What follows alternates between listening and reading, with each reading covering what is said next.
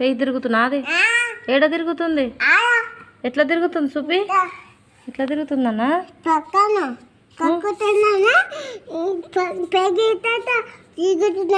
ఎట్లా తిరుగుతున్నది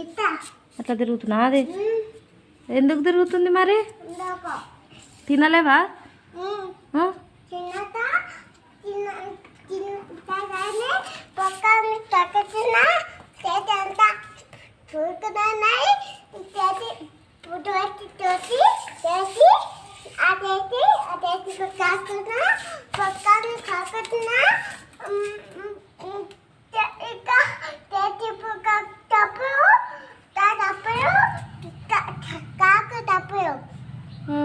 పెయ్యి తిరుగుతుందా ఇక